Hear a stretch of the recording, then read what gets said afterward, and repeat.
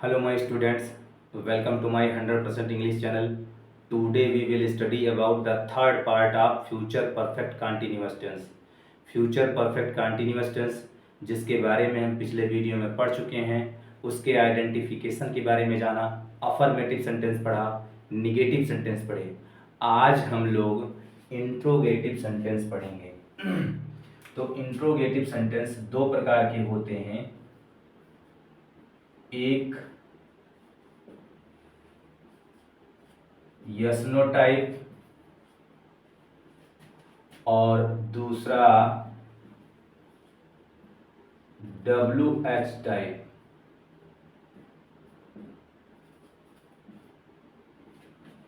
तो हम लोग आज जो है यस नो टाइप के सेंटेंस पढ़ेंगे।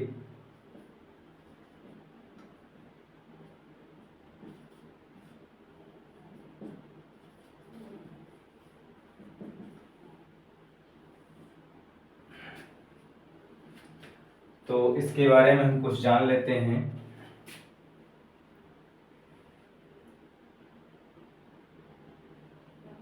इसकी जो पहचान है वो जिन हिंदी वाक्यों के अंत में रहा होगा, रही होगी,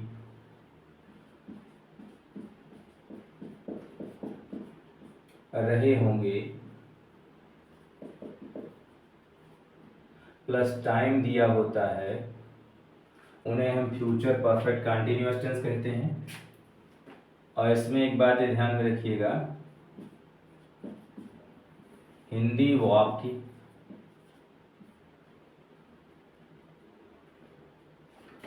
क्या शब्द से शुरू होता है।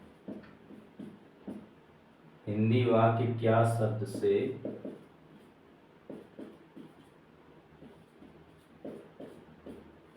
शुरू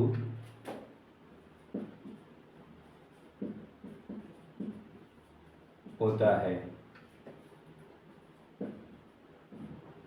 इस क्या शब्द की इंग्लिश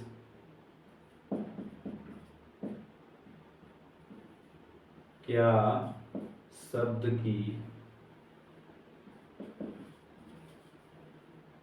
इंग्लिश नहीं लिखते हैं।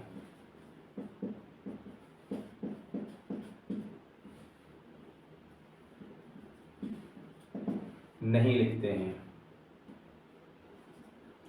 जबकि इंग्लिश सेंटेंस को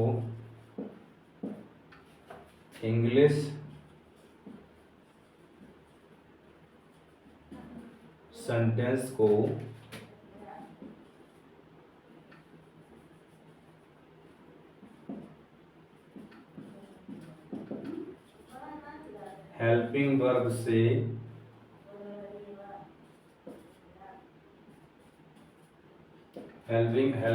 से लिखना शुरू करते हैं। लिखना शुरू करते हैं। अब हेल्पिंग वर्ब हम लगाते क्या हैं?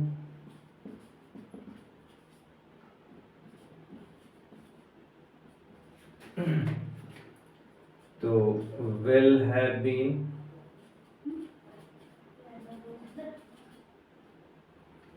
या फिर shall have been।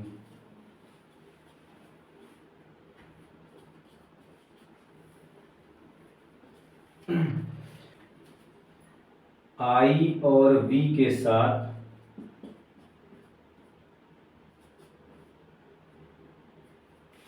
shall have been।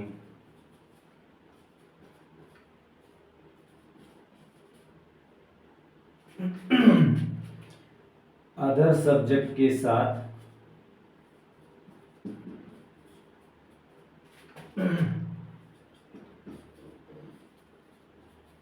will have been।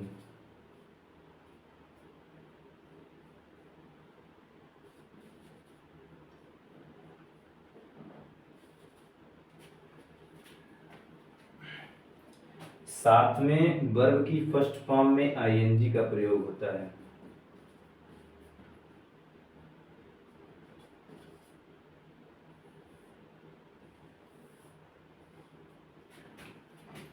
और वाक्य के अंत में क्वेश्चन मार्क लगाते हैं।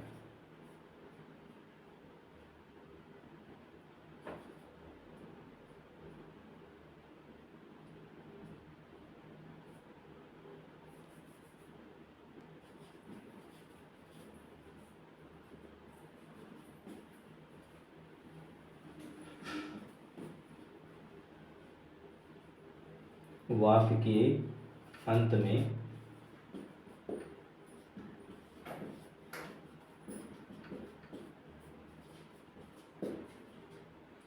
क्वेश्चन मार्क लगाते हैं। अब यहां देख लीजिए, तो टाइम के लिए हम क्या लगाते हैं? सिंस या फॉर लगाते हैं।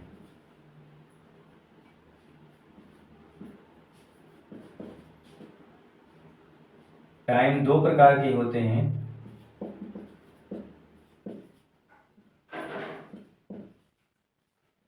एक पॉइंट ऑफ टाइम होता है तथा दूसरा पीरियड ऑफ टाइम होता है। पॉइंट ऑफ टाइम के लिए हम सिंस लगाते हैं और पीरियड ऑफ टाइम के लिए हम फॉर लगाते हैं। इस प्रकार से ध्यान में रखिएगा।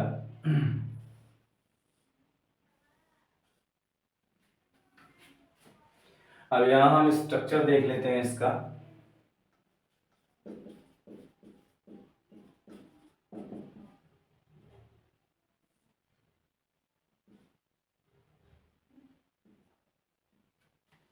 तो सबसे पहले हम लिखेंगे हेल्पिंग वर्ब, फिर सब्जेक्ट, वर्ब की फर्स्ट फॉर्म में ING plus object plus others, उसके बाद सिंस या फॉर प्लस टाइम होता है प्लस क्वेश्चन मार्क होता है। इसी का निगेटिव अगर हम देखेंगे तो helping verb, subject not, verb की फर्स्ट फॉर्म में ING plus object plus others plus since या फॉर प्लस टाइम होता है। इस प्रकार से हम सेंटेंस सॉल्व करेंगे। अब हम कुछ एग्जाम्पल देखते हैं।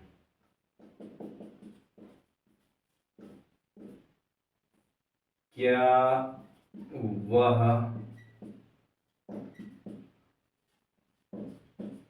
2 घंटे से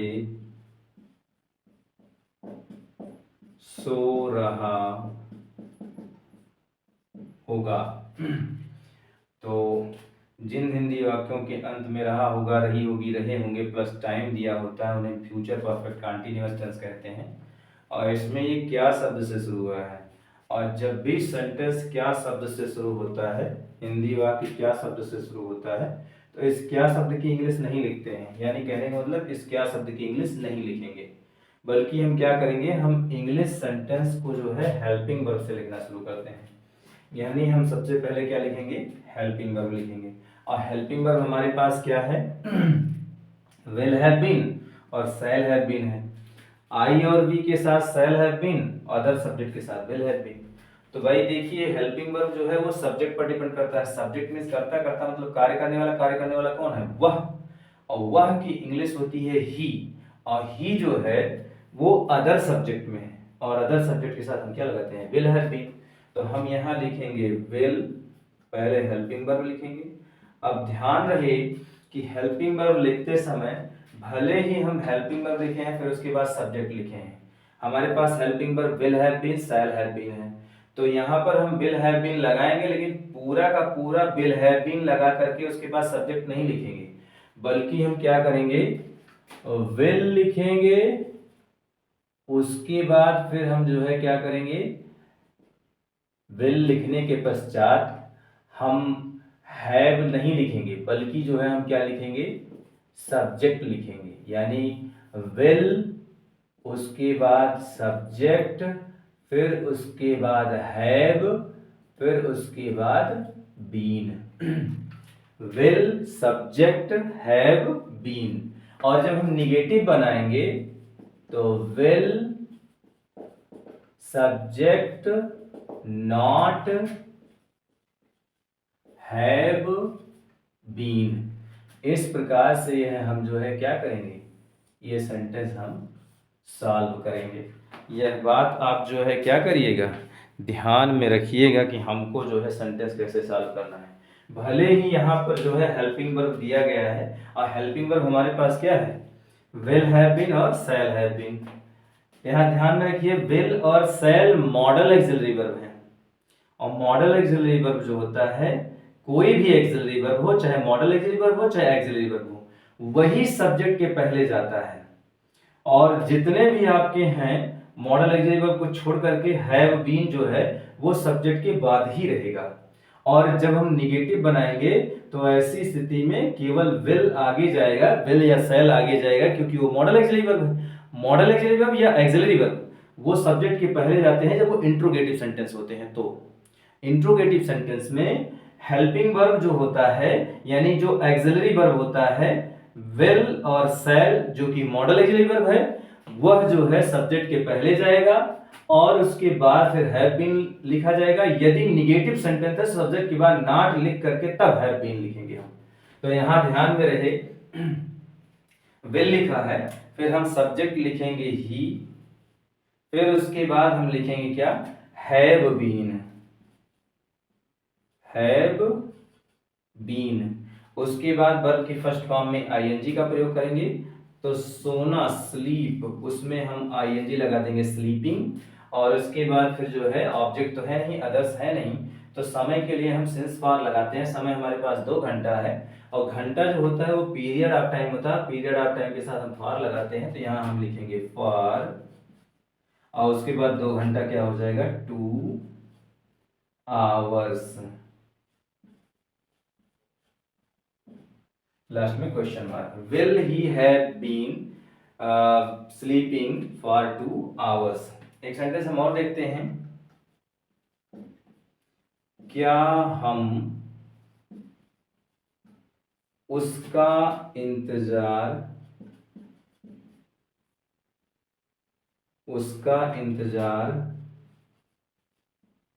सुबह से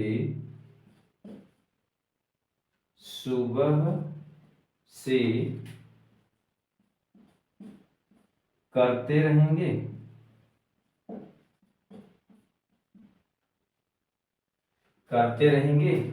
तो जिन हिंदी वाक्यों के अंत में रहा होगा, रही होगी, रहे होंगे, रहेगा, रहेगी, रहेंगे और समय दिया होता है, उसे हम फ्यूचर परफेक्ट कंटीन्यूअस टेंस कहते हैं। अब ये क्या शब्द से शुरू हुआ है, तो जब भी कोई सेंटेंस जो है क्या शब्द से शुरू होता है तो उस क्या शब्द की इंग्लिश नहीं लिखते हैं, बल्कि उसे हेल्पिंग वर्ब से लिखना शुरू करते हैं। हेल्पिंग वर्ब पहले लिखेंगे। अब यहाँ देखिए, नहीं लिखा है, नहीं लिखा है, इसलिए हम इस स्ट्रक्चर का प्रयोग नहीं करेंगे, बल्कि हम ऊपर वाले स्ट्रक्चर का प्रयोग करेंगे। तो हमने जो हमें क्या लिखना है, सबसे पहले हेल्पिंग वर्ब लिखना है। हेल्पिंग वर्ब हमारे पास क्या है, विल हैव बीन और शैल हैव बीन है। अब यह डिपेंड करेगा हमारे सब्जेक्ट पर। सब्जेक्ट हमारे पास हम है, हम की इंग्लिश क्या होती है, वी। आई और वी के साथ हम शैल हैव बीन लगाते हैं, तो हम लिखेंगे शैल। फिर उसके बाद हम जो है, हमने कहा कि सीधा सीधा हम जो है शैल हैव बीन नहीं लिखेंगे, बल्कि शैल लिखेंगे, फिर सब्जेक्ट लिखेंगे, फिर हैव बीन लिखेंगे। शैल, सब्जेक्ट, हैव बीन। जिस तरह से विल को बताया गया है, विल सब्जेक्ट हैव बीन, उसी तरह से शैल सब्जेक्ट हैव बीन। तो यहां सब्जेक्ट हम लिखेंगे वी, और उसके बाद हैव बीन लगाएंगे, हैव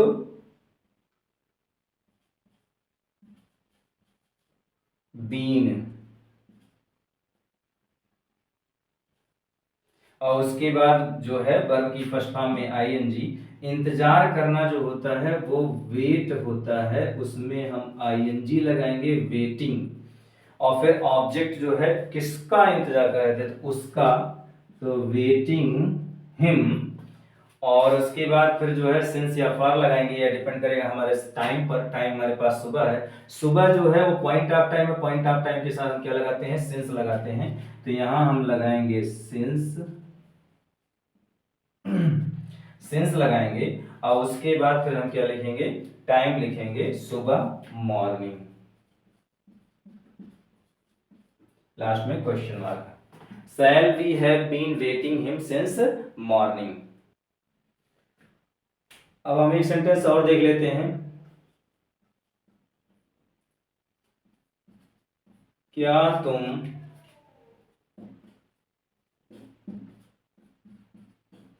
दो दिन से नहीं पढ़ रहे होगे?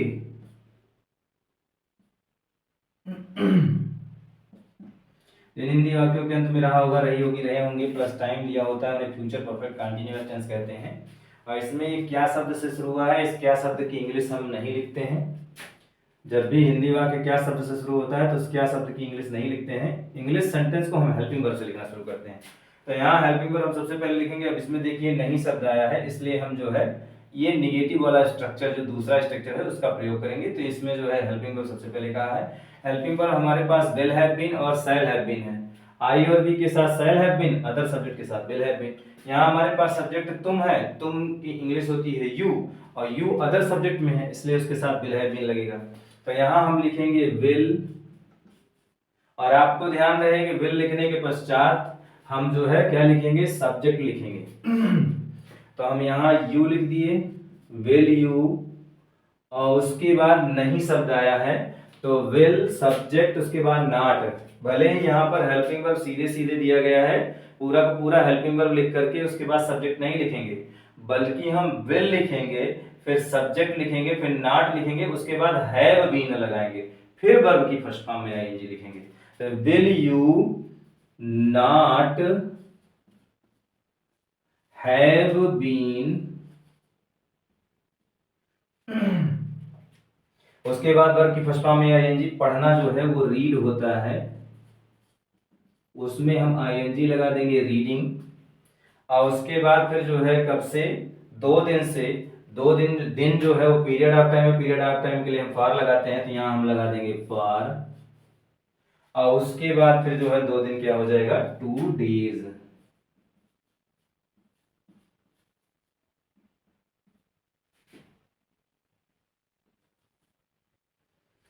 तो लास्ट में question mark. Will you not have been reading for 2 days?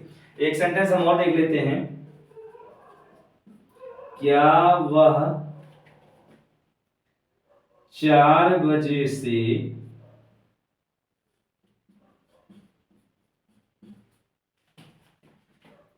खाना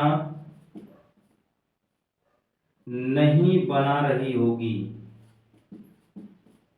नहीं बना रही होगी। क्या वह 4 बजे से खाना नहीं बना रही होगी? जी हिंदी वाक्यों के अंत में रहा होगा, रही होगी, रहे होंगे प्लस टाइम दिया होता है, उन्हें हम फ्यूचर परफेक्ट कंटीन्यूअस टेंस कहते हैं। इसमें क्या शब्द से सेंटेंस शुरू हुआ है, और जब भी सेंटेंस जो है हिंदी वाक्य क्या शब्द से शुरू होता है, इस क्या शब्द की इंग्लिश नहीं लिखते हैं। इंग्लिश सेंटेंस को हेल्पिंग वर्ब से लिखना शुरू करते हैं। हमारे पास हेल्पिंग वर्ब सबसे पहले हम लिखेंगे, तो यह भी देख लीजिए कि जो है इसमें नहीं शब्द आया है, इसका मतलब ये निगेटिव वाला स्ट्रक्चर प्रयोग होगा, दूसरा वाला। तो हेल्पिंग वर्ब हम लिखेंगे सबसे पहले। तो हेल्पिंग वर्ब हमारे पास विल हैव बीन है और शैल हैव बीन है। आई और बी के साथ shall have been, other subject के साथ विल हैव बीन। हमारे पास सब्जेक्ट क्या है, वह, और वह की इंग्लिश क्या होती है, ही, और ही जो है वो अदर सब्जेक्ट में है, इसलिए जो है हम उसके साथ क्या लगाएंगे, विल हैव बीन लगाएंगे। तो यहाँ पर ध्यान दीजिएगा, हम लिखेंगे विल, और उसके बाद ध्यान में रखिएगा विल लिखने के पश्चात हम सब्जेक्ट लिखेंगे। विल लिखने के पश्चात ध्यान रहे कि यहाँ हेल्पिंग वर्ब कहा गया है, पूरा का पूरा विल हैव बीन लिख करके हम सब्जेक्ट नहीं लिखेंगे, बल्कि विल लिखेंगे, फिर सब्जेक्ट लिखेंगे, फिर नॉट लिखेंगे, फिर हैव बीन लिखेंगे। Will subject not have been, तो यहाँ विल लिखा, फिर उसके बाद सब्जेक्ट हो जाएगा सी, उसके बाद हम नॉट लिखेंगे, फिर हैव बीन लिखेंगे, फिर वर्ब की फर्स्ट फॉर्म में आईएनजी, कुक होता है वर्ब, और उसमें हम लिखें लगाएंगे आईएनजी कुकिंग, और ऑब्जेक्ट के रूप में हो जाएगा फूड,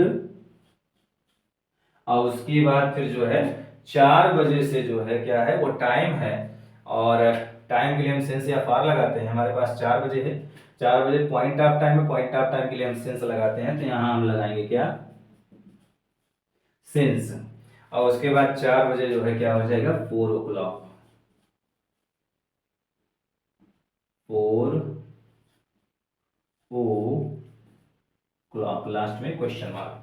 तो will she not have been cooking food since 4 o'clock, इस प्रकार से सेंटेंस सॉल्व किया गया है। एक बार हम फिर से देख लेते हैं, हम लोग फ्यूचर परफेक्ट कंटीन्यूअस टेंस पढ़ रहे हैं। फ्यूचर परफेक्ट कंटीन्यूअस टेंस की पहचान होती है जिन हिंदी वाक्यों के अंत में रहा होगा, रही होगी, रहे होंगे, रहेगा, रहेगी, रहेंगे प्लस टाइम होता है, उन्हें फ्यूचर परफेक्ट कंटीन्यूअस टेंस कहते हैं। हम लोग फ्यूचर परफेक्ट कंटीन्यूअस टेंस के अंतर्गत इंट्रोगेटिव सेंटेंस पढ़ रहे हैं, और इंट्रोगेटिव सेंटेंस 2 प्रकार के होते हैं, एक यस नो टाइप के और दूसरा WH टाइप का। आज हम लोग यस नो टाइप के सेंटेंस पढ़ रहे हैं, इसके बारे में हम जान लेते हैं कि यस नो टाइप का जो सेंटेंस होता है, हिंदी वाक्य जो होता है हिंदी वाक्य जो होता है वो क्या शब्द से शुरू होता है, तो ये सब क्या शब्द से शुरू हुए हैं, लेकिन कह रहा है इस क्या शब्द की इंग्लिश नहीं लिखते हैं, क्या शब्द की इंग्लिश कहीं नहीं लिखी गई है। हाँ, इंग्लिश सेंटेंस हम लिखना जब शुरू करते हैं तो हेल्पिंग वर्ब से लिखना शुरू करते हैं, तो यहाँ जितने भी सेंटेंस लिखे गए हैं वो सब हेल्पिंग वर्ब से लिखना शुरू किए गए हैं। अब यहाँ पर कह रहे हैं कि हेल्पिंग वर्ब हम लगाते हैं विल हैव बीन या शैल हैव बीन। आई और बी के साथ shall have been, other subject के साथ विल हैव बीन का प्रयोग होता है, और वर्ब की फर्स्ट फॉर्म में आईएनजी का प्रयोग होता है। वाक्य के अंत में क्वेश्चन मार्क लगाते हैं, और टाइम के लिए हम सिंस या फॉर लगाते हैं। टाइम हमारे पास 2 होते हैं, एक पॉइंट ऑफ टाइम और एक period of time. Point of time के लिए हम सिंस लगाते हैं और पीरियड ऑफ टाइम के लिए हम फॉर लगाते हैं। अब यहाँ पर स्ट्रक्चर देख लेते हैं। सबसे पहले हम हेल्पिंग वर्ब लिखेंगे, फिर सब्जेक्ट, फिर वर्ब की फर्स्ट फॉर्म में आईएनजी, फिर ऑब्जेक्ट, फिर अदर्स, उसके बाद सिंस या फॉर। जैसा हमारे पास टाइम होगा उसी अनुसार से सिंस या फॉर में से कोई एक लगेगा, और उसके बाद टाइम लिखेंगे, फिर क्वेश्चन मार्क लगाएंगे। और दूसरा इसका नेगेटिव सेंटेंस जो होता है, तो हेल्पिंग वर्ब लिखेंगे, फिर सब्जेक्ट लिखेंगे नॉट, फिर वर्ब की फर्स्ट फॉर्म में आईएनजी, ऑब्जेक्ट, अदर्स, सिंस या फॉर प्लस टाइम, और उसके बाद क्वेश्चन मार्क लगता है। अब यहाँ एक चीज और ध्यान दीजिएगा, भले ही हमारे पास हेल्पिंग वर्ब क्या है, विल हैव बीन और शैल हैव बीन, पूरा का पूरा विल हैव बीन लिख करके तब सब्जेक्ट नहीं लिखेंगे, या पूरा का पूरा शैल हैव बीन लिख करके सब्जेक्ट नहीं लिखेंगे, बल्कि हम क्या करेंगे, विल सब्जेक्ट हैव बीन लिखेंगे, या will subject not have been, negative होगा तो सब्जेक्ट के बाद नॉट फिर हैव बीन लिखेंगे। इसी प्रकार से शैल सब्जेक्ट हैव बीन और shall subject not have been, यानी कहने का मतलब हम यहाँ विल लिखेंगे, सब्जेक्ट हैव बीन, फिर वर्ब की फर्स्ट फॉर्म में आईएनजी, या शैल सब्जेक्ट हैव बीन, फिर वर्ब की फर्स्ट फॉर्म में आईएनजी, विल सब्जेक्ट नॉट, फिर हैव बीन, फिर उसके बाद वर्ब की फर्स्ट फॉर्म में ING, shall subject not have been, verb की फर्स्ट फॉर्म में आईएनजी। इस प्रकार से हम सेंटेंस सॉल्व करेंगे। दूसरी चीज, एक चीज और जान लीजिए कि विल और शैल जो होते हैं, विल और शैल ये मॉडल एक्सिलरी वर्ब हैं, और जब भी इंट्रोगेटिव सेंटेंस होता है तो सब्जेक्ट से पहले केवल विल और शैल जाते हैं। जब भी इंट्रोगेटिव सेंटेंस होगा तो उसमें जो है हम सब्जेक्ट से पहले हेल्पिंग वर्ब ले जाते हैं। तो मॉडल एक्सिलरी वर्ब जो होते हैं, will shell model axillary verb है, और ये एक्सिलरी वर्ब जो होते हैं वही सिर्फ जो है सब्जेक्ट के पहले जाते हैं। तो विल मॉडल एक्सिलरी वर्ब है, और यह जो है मॉडल एक्सिलरी वर्ब अपने पश्चात जो है वर्ब की फर्स्ट फॉर्म लेता है, तो ये हैव वर्ब की फर्स्ट फॉर्म है, और जब भी विल शैल के बाद हैव लग जाता है तो इसके बाद में जो है वर्ब की थर्ड फॉर्म का प्रयोग होता है, इसीलिए यहाँ बीन का प्रयोग किया गया है। यह वर्ब की थर्ड फॉर्म है, बीन, बीन वर्ब की थर्ड फॉर्म है, तो will have been, shall have been. अब ये पूरा का पूरा हेल्पिंग वर्ब बना दिया गया, और मुख्य रूप से जो है हेल्पिंग वर्ब यानी कि जो एक्सिलरी वर्ब है वो कौन है, विल शैल, वो भी मॉडल एक्सिलरी वर्ब है। Will shell model axillary verb है, और यही जो है सब्जेक्ट से पहले जाएगा। बाकी हैव बीन जो है वो सब्जेक्ट के बाद ही लिखे जाएंगे। तो इस प्रकार से हम सेंटेंस सॉल्व करेंगे। एग्जांपल हम देख लेते हैं। क्या वह 2 घंटे से सो रहा होगा? Will he have been sleeping for 2 hours? क्या हम उसका इंतजार सुबह से करते रहेंगे? Shall we have been waiting for him since morning? क्या तुम 2 दिन से नहीं पढ़ रहे होगे? Will you not have been reading for 2 days? क्या वह 4 बजे से खाना नहीं बना रही होगी? तो will she not have been cooking food since 4 o'clock? इस प्रकार से सेंटेंस सॉल्व किया गया है। जिन्हें भी स्क्रीनशॉट लेनी है वो ले सकते हैं।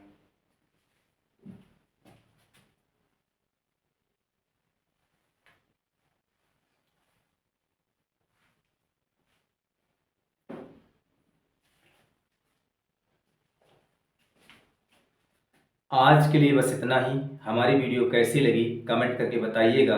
और इसे पढ़ने में अगर दिक्कत हो रही है तो फ्यूचर परफेक्ट कंटिन्यूअस टेंस से संबंधित पार्ट 1 पार्ट 2 हमारे चैनल पर पड़ा हुआ है। उसे पढ़ करके तब इसे पढ़िए तो आपको अच्छे से समझ में आएगा। और यदि आपको जो है टाइम के लिए जो सिंस फार का प्रयोग होता है उसके बारे में अगर डिटेल में अध्ययन करना है तो ऐसी स्थिति में प्रेजेंट परफेक्ट कंटीन्यूअस टेंस के पार्ट 1 में जाइए। वहां डिटेल में जो है पढ़ाया गया है। उसे पढ़ करके तब इसे पढ़िए तो आपको अच्छे से समझ में आएगा। और यदि आप नए हैं तो हमारे चैनल पर जाइए। हमारे चैनल पर जो है शुरू से टेंस पढ़ाया गया है। और यदि आप मेरे चैनल पर जाकर शुरू से टेंस पढ़ते हैं तो आपको और अच्छे से समझ में आएगा। और आपसे यही निवेदन है कि हमारे इस चैनल को सब्सक्राइब कर लीजिए, वीडियो को लाइक कर दीजिए, कमेंट कर दीजिए और जहाँ तक हो सके इसे शेयर कर दीजिए। Thank you.